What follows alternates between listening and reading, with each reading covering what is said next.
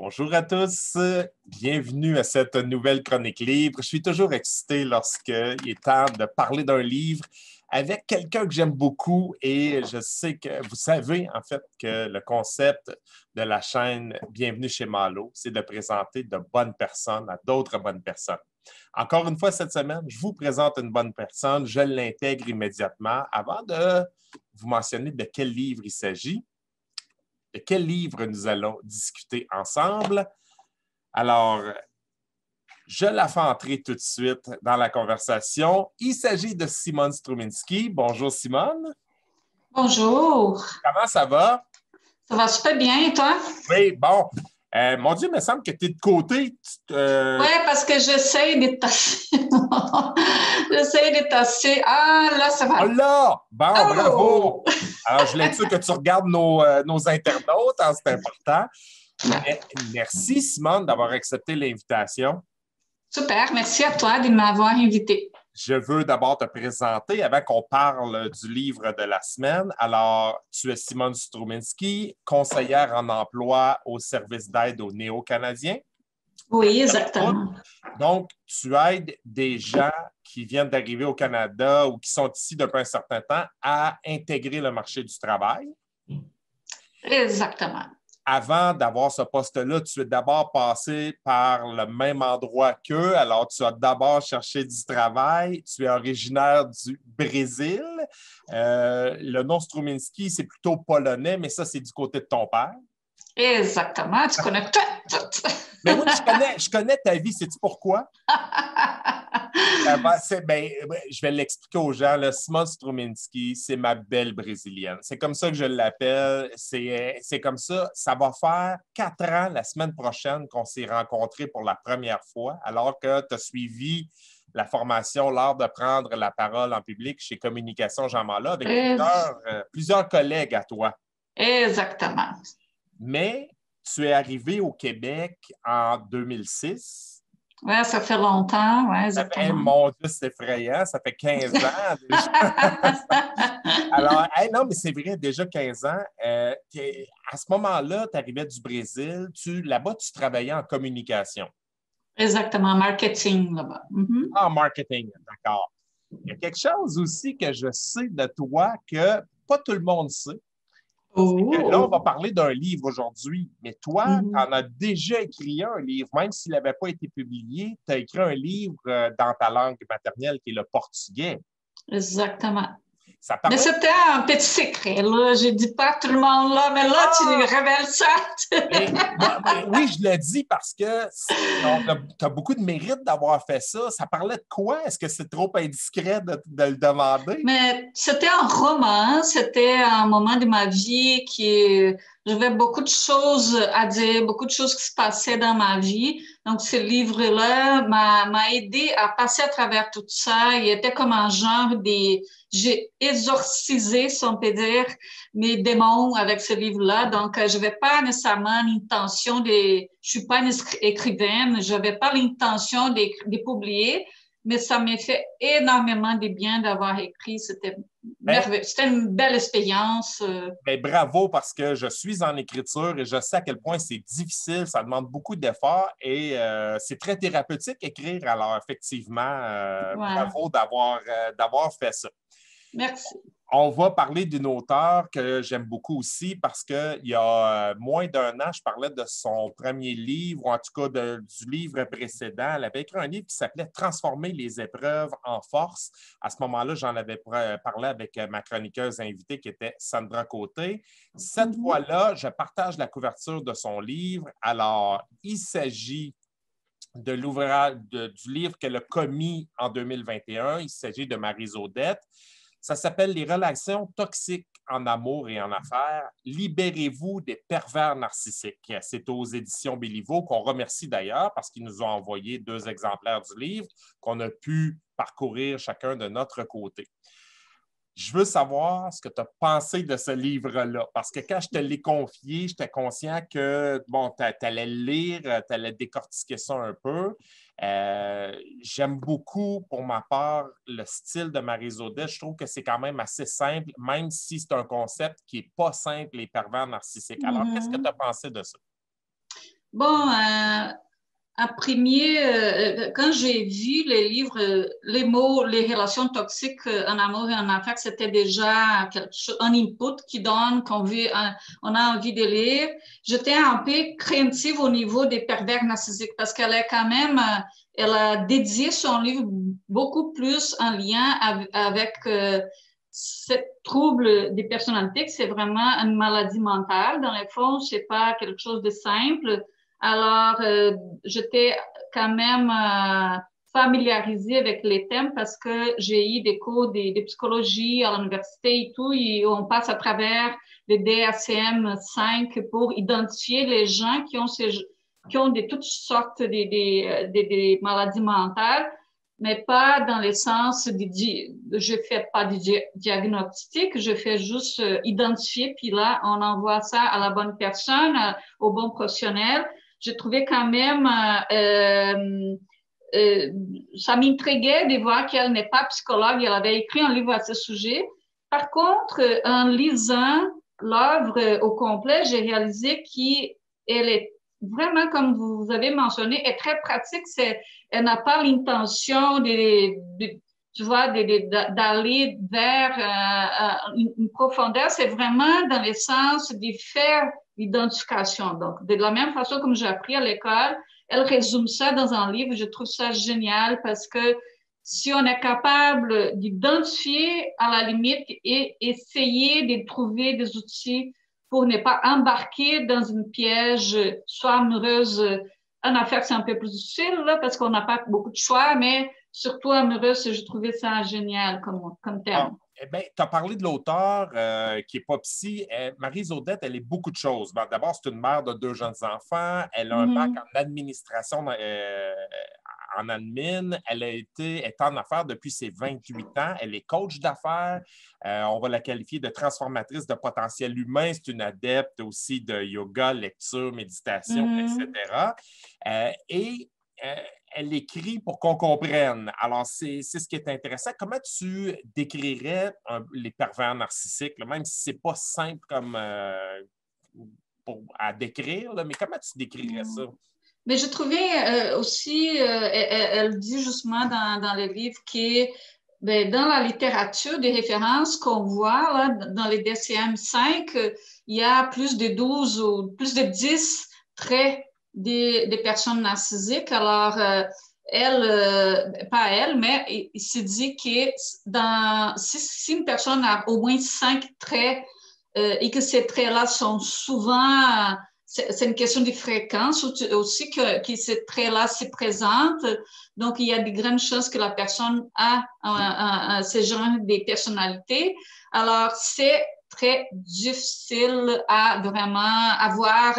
Il faut que au niveau d'affaires, par exemple, il faut que tu côtoies cette personne un peu longtemps pour vraiment réaliser est-ce que c'est vrai, est-ce que c'est vraiment, je suis dedans cette personne qui a ces traits-là, qui a vraiment un trouble de personnalité ou un amour, des fois, c'est l'émotion qui embarque là, ça va biaiser notre façon aussi d'évaluer la personne. Donc, c'est pas Ouais. évident cette maladie-là. Et ce qu'il faut dire aussi, c'est que pour ceux qui s'en voudraient d'avoir côtoyé sur une longue période quelqu'un comme ça et de ne pas s'en être rendu compte au départ, on précise que la personne ne va pas tout dévoiler au départ. C'est très graduel, c'est très subtil. Exactement. Hey, Simone, si tu permets, je vais juste, quand tu disais que bon, le patient doit présenter au moins 5 des symptômes suivants, je peux peut-être en lire quelques-uns. Ça va donner une idée aux gens. Exactement. Bon, le Mm-hmm. sujet a un sens grandiose de sa propre importance. Hein? C'est quelqu'un qui ne se prend pas pour de la chenoute. Là. Ça, c'est une expression québécoise. C'est quelqu'un qui va surestimer ses réalisations, ses capacités. Lui, le narcissique veut être reconnu comme supérieur pour avoir accompli quelque chose vraiment de plus grand que ce qui est en réalité.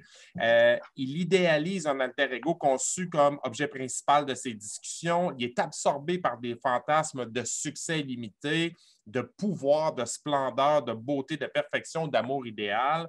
Il s'énerve facilement quand on ne répond pas à ses désirs. C'est quelqu'un qui va... tout est centré sur lui. C'est quelqu'un qu'on doit servir à toute fin pratique. Il pense être spécial, unique, ne pouvoir être admis ou compris que par des institutions ou des gens spéciaux et de haut niveau. Il montre un besoin excessif d'être admiré. Il pense que tout lui est dû. Alors, s'attend sans raison bénéficier d'un traitement particulièrement favorable et à ce que ses désirs soient automatiquement satisfaits. Alors, pour avoir déjà côtoyé quelqu'un comme ça, c'est quelqu'un qui tire énormément d'énergie. Il y a Exactement. beaucoup de cas concrets là-dedans et j'aime le fait qu'il y ait deux volets, en amour, en affaires, parce qu'on passe plus de temps au bureau pratiquement que chez nous. Donc, le volet Exactement. affaires est important, mais en amour aussi. Et on va beaucoup décrire cette personne-là. Et moi, ce qui m'a frappé le plus, c'est de dire, vous avez dans votre entourage, mettons, une femme qui est toujours de bonne humeur, enjouée, et là, elle établit une relation avec quelqu'un et quelques mois plus tard, elle est dépressive, elle est complètement, vous ne la reconnaissez plus. C'est peut-être qu'elle a dans sa vie un pervers narcissique qui lui a tiré toute son énergie. Mais un des grands traits, je ne sais pas si tu avais mentionné, je ne pense pas, que c'est la manque d'empathie. Ces gens-là, ils se rendent même pas compte qui l'autre, la souffrance, on dirait qu'ils se nourrissent même de la souffrance de l'autre. C'est vraiment un des plus grands traits, c'est cette manque d'empathie-là. Ils vont te dénoncer. J'ai eu vraiment, tu vois, dans deux occasions, j'ai eu deux expériences avec des personnes comme ça. Un au travail, que c'était un client qui m'a dénoncé carrément il a porté plainte de mon travail et sans penser que ça pourrait me donner un problème, rien. Donc, il a fait ça. Et au niveau amoureux aussi, je suis presque tombée dans un piège. Ah Donc, oui? ouais, et j'aime beaucoup un truc qu'elle avait écrit, que l'auteur avait écrit dans, si tu me permets de lire, je trouvais Oui. génial parce que ça, on ne trouve pas dans aucune DSM, là, c'est vraiment intéressant. Elle avait écrit que les pervers narcissiques ne s'attaquent pas aux personnes faibles. Ils ont besoin de quelqu'un de solide, d'aimant, de bienveillant, de plein d'énergie. Parce qu'ils sont comme des vampires. Ils vont vraiment.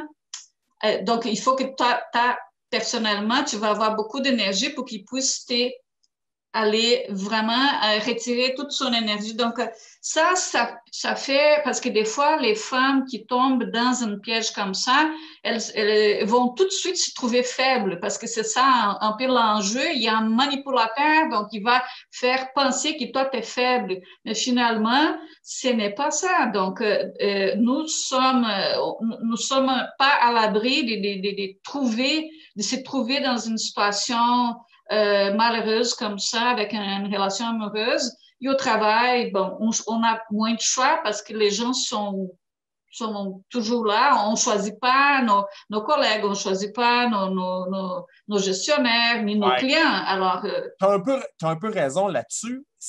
La beauté du livre, c'est qu'on est capable au travail de les reconnaître et elle va donner des pistes un peu sur comment on se comporte avec ces gens-là. Parce que la solution de couper les ponts rapidement, ce n'est pas toujours ça, mais il faut être capable de se distancier quand même de ces gens-là. exactement. Et même au travail, elle a donné des trucs, des outils que je trouvais intéressantes. Et il y a une autre partie qu'elle mentionne que je trouve intéressant. Les narcissiques, ils prennent son estime de soi dans l'extérieur et non dans son propre intérieur parce que son intérieur est vide. Je trouvais ça wow! Oui, effectivement. C'est quelqu'un qui va se nourrir de l'énergie de l'autre, mais qui va beaucoup la rabaisser également, qui va lentement, mais sûrement lui mettre Ouais. dans la tête qu'elle n'est pas nécessairement une bonne personne. C'est quelqu'un qui va beaucoup travailler sur le mental de l'autre personne Exactement. et qui va se valoriser un peu à travers ça parce qu'en même temps, le narcissique va faire comme je veux t'aider, mais c'est lui qui va l'avoir rabaissé au départ. Exactement. Il va faire les rôles. Elle parle aussi du triangle des Cartman qui parle où la personne peut se faire victime, les narcissiques peuvent se faire victime pour attirer l'attention Oui. d'un partenaire ou d'un copain ou copine. Donc, mais par la suite, tout ça, c'est des jeux qu'il fait pour pouvoir vraiment attraper la personne dans un très bien pensé, comment on dit, c'est vraiment un jeu. Là. Pour lui, pour la personne, c'est un jeu. Mais c'est un jeu de manipulation. C'est Exactement. vraiment grave. Et quand tu disais que le narcissique peut s'exposer en victime, et c'est ça qui est fâchant, c'est que souvent, sa proie, il va la faire passer pour le bourreau aux yeux du reste de son entourage. Exactement. Et Ouais. ça, c'est vraiment fâchant parce que tu as l'impression finalement que telle ou telle personne de ton entourage n'est pas gentille avec le narcissique, alors que c'est exactement le contraire, mais il y a cette espèce de don de manipulation, ce qui fait qu'il va faire passer la victime pour le bourreau, en fait. Exactement. Il est plus difficile de cette maladie, c'est que dans la littérature dit que c'est juste 3% des personnes qui sont diagnostiquées comme narcissiques.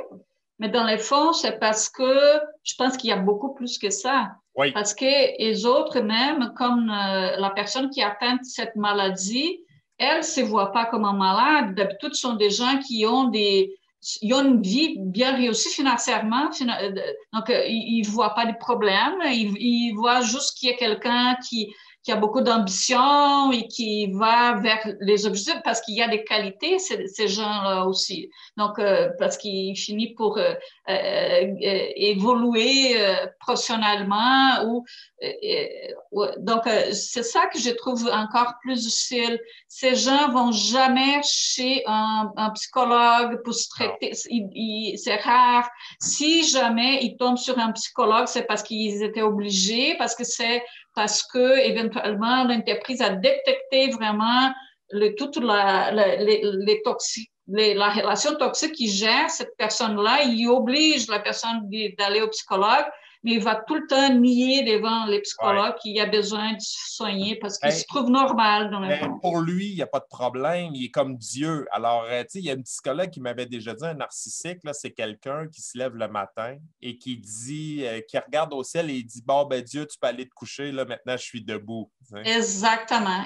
C'est la belle définition.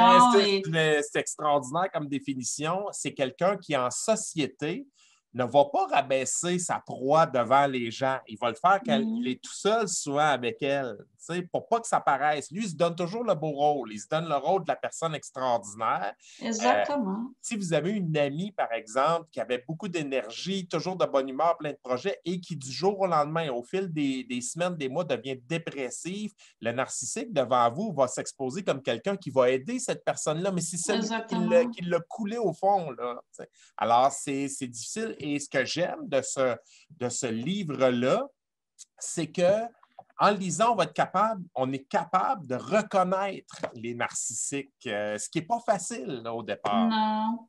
C'est même, imagine vous qui nous écoute, vous pouvez éventuellement identifier une personne qui est en dépression parce que la personne en dépression, on voit, ça paraît, l'énergie baisse et tout.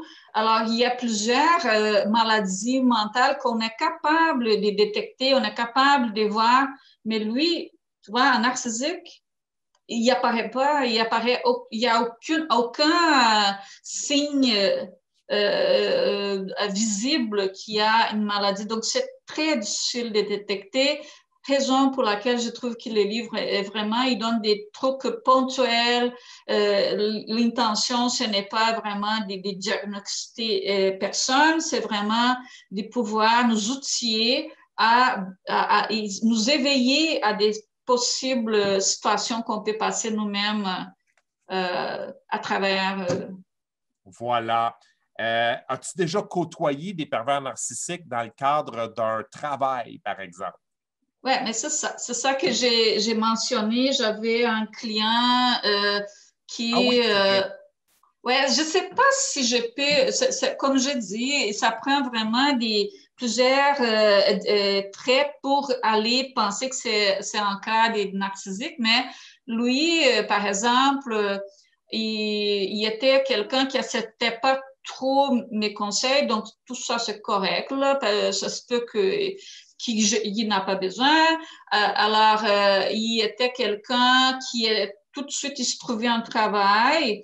Mais avant de se trouver un travail, il faisait des avancements envers moi, comme pas au niveau professionnel. Il m'écrivait des courriels un peu déplacés, tu vois, des connotations un peu sexuelles et tout. Oh, Ouais. Et moi, j'ai vraiment une chance on dirait qu'il était pas trop intelligent parce qu'il écrivait des courriels, donc j'avais la tu avais une preuve. preuve écrite. Exactement. Alors, d'un coup, les curieux, c'est que sa femme était aussi notre cliente. C'est ça l'intéressant. Alors, à un moment donné, lui, il se trouvait un emploi, donc j'ai aidé sa femme à trouver un emploi. Mais lui, il n'était pas content de voir que moi, j'étais avec sa femme. Alors, il était Ah, tout le temps dans les décors, il arrivait devant ma porte, il faisait je ne sais pas, il a manqué son boulot pour venir ici parce qu'il avait peur que je parle à sa femme qu'il a fait des avancements envers moi, tu comprends? lui Alors, voulait garder du contrôle aussi. exactement. Et bon, à un moment donné, j'ai appris qu'il a perdu son emploi 2 fois. Il a retrouvé un emploi, il a perdu cet emploi 2 fois, puis j'ai appelé l'employeur pour savoir ce qui se passait.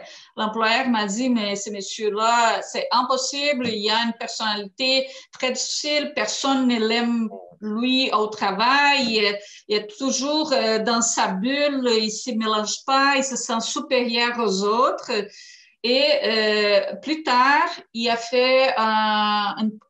lui a porté plainte contre moi, mais il a porté plainte directement à notre bailleur de fonds en plus. C'était pas à ma directrice.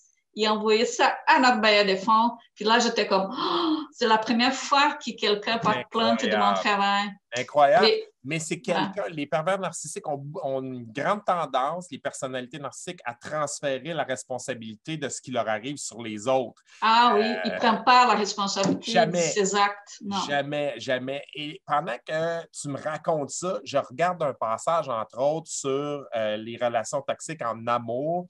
Et il y a un Mm. passage qui est frappant en disant, bon, ben, vous avez des leçons à retenir. Si vous êtes marié à un narcissique et que vous devez divorcer à un moment donné, ça ne sera jamais à l'amiable. Oubliez ça, Non, ça va prendre des avocats. Trouvez-vous un bon avocat.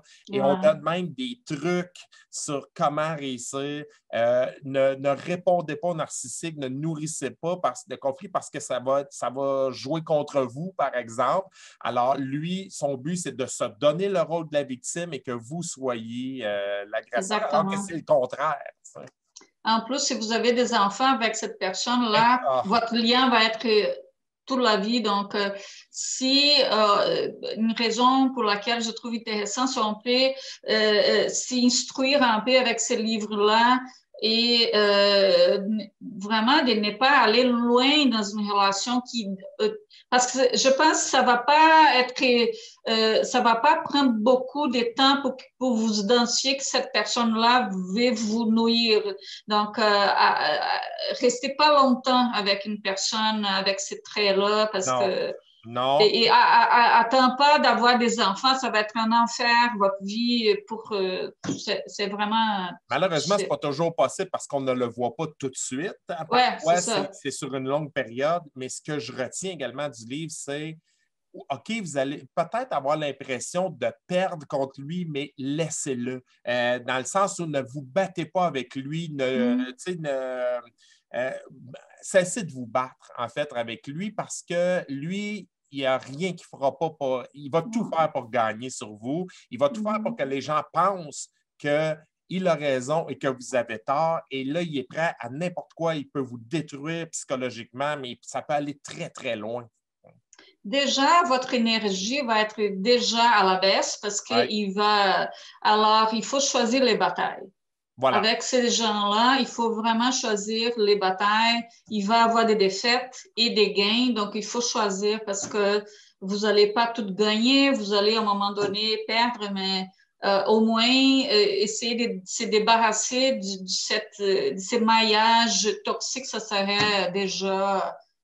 Vous allez renaître, je pense. C'est un phénix après une relation comme ça, je pense, Ouais. la personne. Vraiment, vous allez retrouver votre énergie et tu as mentionné au début que c'était les narcissiques s'attaquaient à de fortes personnalités. Il y a des exemples là-dedans de femmes qui ont des carrières incroyables et qui, du jour au lendemain, à un moment donné, là, ont été complètement anéanties parce qu'elles ont laissé entrer un pervers narcissique dans leur vie. Exactement, c'est ça la preuve qu'ils vont chercher des gens solides, hein, des gens qui sont intelligents, ils vont chercher, mais l'émotion prend les dessous, même si la femme ou si l'homme qui vit cette situation en relation amoureuse, si c'est quelqu'un d'intelligent et tout, c'est vraiment l'émotion qui va... et quand l'émotion joue, c'est pas l'intelligence, c'est pas les raisons, c'est l'émotion qui... Donc, c'est pour ça que c'est pas évident. Au début, comme je vous ai dit, j'étais un peu dans un maillage comme ça. J'ai presque tombé en relation avec une personne comme ça. Une chance que 2 mois après, parce que lui aussi était pas si intelligent, parce que je pense qu'ils sont pas peut-être intelligents, mais c'est ça l'avantage qu'on est plus intelligent que les autres, parce que lui était un informaticien et d'un coup, il était très, très jaloux. Très jaloux. Moi, je déteste les gens jaloux. Donc, déjà, c'était un truc que je n'aimais pas trop. Mais à un moment donné, je fais un voyage en Europe, donc je voulais montrer mes photos du voyage en Europe et j'ai tombé dans les pièges d'ouvrir mon cellulaire dans son écran, à lui, dans son ordinateur. À ce moment-là, il a entré dans mon cellulaire et comme vous savez, ils peuvent faire à distance, ils sont des informaticiens, donc ils pourraient, il y avait des logiciels à son ordi, des trucs à distance, là, des travail à distance. Puis là, il a commencé à distance à voir tout qui entrait à mon cellulaire, tous les messages que je faisais. Tout... Ouais, c'est ça. Alors, et moi, j'ai vu qu'il donnait des réponses à des gens qui m'écrivaient, qui c'était juste à moi. Alors, voilà, donc c'était dévoilé, puis là, j'ai coupé complètement. Et tu as été capable vraiment de prendre les moyens pour qu'il ne voit plus, qu'il n'y ait plus de contrôle sur toutes tes données? Ah, j'ai changé mon mot de passe, j'ai changé toutes mes affaires, puis incroyable. Tu vois, je me suis libérée. Simone, je partage une dernière fois la couverture du livre parce que je pense que ça peut aider beaucoup de gens. Tu l'as mentionné, on dit qu'il y a 3% à peu près connus de gens qui sont des pervers narcissiques, mais il y en a beaucoup plus que ça. Vous allez probablement en reconnaître. Tombez pas dans le piège de voir des narcissiques partout, mais il y en a, c'est une réalité, c'est important. Donc, de Maryse Audette, les relations toxiques en amour et en affaires, libérez-vous des pervers narcissiques. C'est aux éditions Béliveau. C'est un livre, en fait, que j'offrirais à quelqu'un à un moment donné en disant « Lis donc ça, il me semble que tu n'es plus la même personne depuis quelques mois. Il y a quelqu'un qui est entré dans ta vie et la boule d'énergie que tu étais, je ne vois plus cette personne-là. » Ça se fait aussi en disant « Tu vas peut-être reconnaître un peu des traits de caractère chez l'autre et tu vas peut-être te reconnaître dans cette personne qui a complètement changé de personnalité, qui est devenue dépressive du jour au lendemain. » Alors, je pense que c'est un service à rendre. Et lire ça en cachette, hein? Il ne faut pas qu'ils sachent que tu lis ça. Hey, tu as raison. Ben, merci de le dire. Merci de le partager. C'est vrai. Alors, oui, il y en a énormément. Alors, c'est important. Hey Simone, c'est tout le temps qu'on a. Je sais que tu es une grande voyageuse. Est-ce que tu penses que tu vas pouvoir faire un voyage bientôt? Je ne pense pas que bientôt, mais peut-être l'année prochaine. Peut-être, ben, je vais faire des voyages ici à l'intérieur du Québec. Ça me fait plaisir aussi de Ouais, connaître notre belle province. Peut-être Halifax, je ne sais pas si va être ouverte, les autres provinces aussi, c'est vrai. mais en Europe ou dans d'autres pays, je pense qu'il faudrait attendre. Moi, j'ai déjà pris mon premier shot de vaccin et Ouais. le deuxième, c'est juste en septembre, donc je pense pas j'ai entendu parler d'un passeport du vaccin, je sais pas si c'est un genre des ils vont nous demander ça pour voyager, peut-être. Je pense que Après, oui. ouais. Ben, on ne sait pas, mais logiquement, nous, on voudrait que les gens qui arrivent ici au Canada aient été vaccinés, présentent une preuve, Mhm, parce que c'est là où ça a commencé un peu à un moment donné, surtout avec mhm, les variants actuellement. mhm. On espère qu'on n'aura pas de quatrième vague, mais je pense qu'il y a beaucoup de nouvelles encourageantes, en tout cas Ouais. pour des dernières. Dernièrement, ouais, exactement. Et ça fait du bien de pouvoir imaginer qu'on va retourner à la normale. C'est l'année les plus weird, les Oui, plus étranges que j'ai déjà vécues de ma vie. Je pense que c'est partagé par tout le oui. monde. C'était pas évident au niveau du travail. C'était pas vraiment.